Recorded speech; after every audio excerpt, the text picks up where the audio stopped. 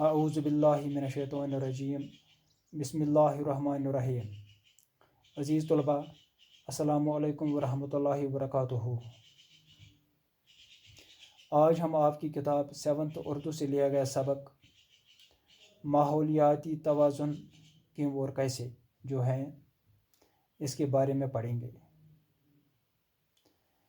اللہ تعالیٰ نے ماحول کے مختلف عناصر، مختلف اصلی بنیادیں، مختلف جڑیں جو ہیں، مثلاً ہوا، پانی، جنگلات اور جانداروں میں ایک خاص طرح کا جو توازن قائم کیا تھا، وہ انسانوں کی کچھ غلط کرتوتوں سے اور مشینی دور کی آمد سے بگڑ کے رہ گیا۔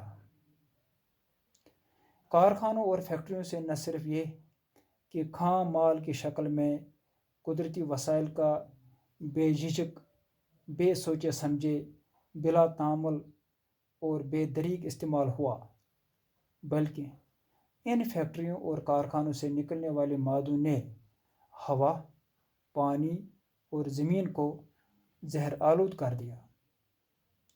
عزیز طلباء، جب فیکٹریاں اور گاڑیاں کم تھیں تو کم گیسز فضا میں خارج ہوتی تھی، اور یہ کم مقدار بہت جلد ہوا میں تحلیل ہو کر حل ہو کر اتنی ہلکی ہو جاتی تھی کہ اس کا زہریلا پن ختم ہو جاتا تھا۔ لیکن اب صورتحال مختلف ہے۔ اب اتنی زیادہ مقدار میں یہ گیسز ہوا میں خارج ہوتی ہے کہ ان کا تحلیل ہونا، گل جانا ناممکن ہے۔ نتیجہ یہ ہے کہ جو یہ زہریلا گیسز ہیں، یہ خطرناک حد تک ہوا میں جمع ہو رہی ہیں۔ ایسی ہوا میں جب ہم سانس لیتے ہیں تو یہ سب کیمیائی مادے ہمارے جسم میں داخل ہو جاتے ہیں۔ گاڑیوں اور فیکٹریوں سے خارج ہونے والی گیسوں میں زیادہ مقدار کاربن مون آکسائڈ، نائٹروجن آکسائڈ، سلفر ڈائی آکسائڈ اور کاربن ڈائی آکسائڈ گیس کی ہوتی ہے۔ ان سبھی گیسوں کی زیادتی ہمارے قدرتی ماحول کے لیے مضر اور ضرر رساں ہے۔ ان میں سے کچھ گیسز تو ایسی ہیں جو پانی سے مل کر تیزاب بناتی ہیں۔ جب بارش ہوتی ہے تو یہ گیسز تیزاب کی صورت میں زمین پر آتی ہے۔ اس طرح کی تیزابی بارشوں، ایسڈ رین جسے کہتے ہیں، کا کئی ممالک میں تجربہ ہو چکا ہے اور ہو رہا ہے۔ ان تیزابی بارشوں سے نہ صرف پیڑ پودوں اور جانداروں کو نقصان پہنچا ہے، بلکہ ان سے عمارتیں بھی متاثر ہوئی ہیں۔ عزیز طلباء، کارخانوں سے جو کیمیائی فضلہ، فاسد مواد، دھوئیں اور پانی کی صورت میں خارج ہوتا ہے، وہ ہوا کے ساتھ ساتھ زمین اور پانی کو بھی زہر آلود کر دیتا ہے۔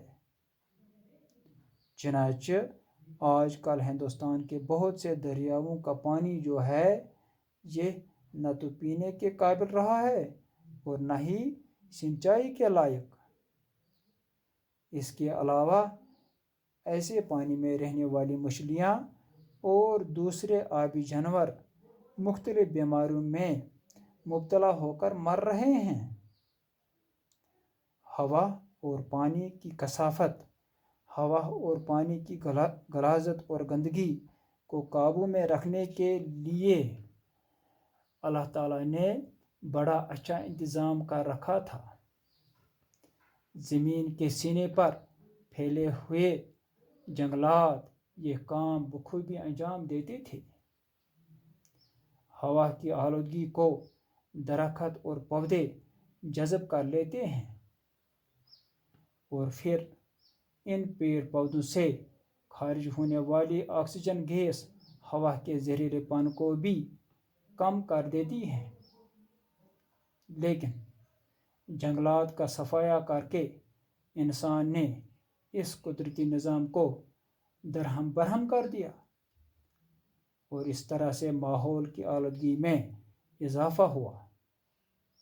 अजीज़ तलबा, याद रखना, साइंसदानों के हिसाब से हर मुल्क की खुशकी का 1/3 हिस्सा जंगलात पर मुश्तमिल होना चाहिए। 1/3 of a total area of the land of a country should be consisted of forests. That means 33% of the total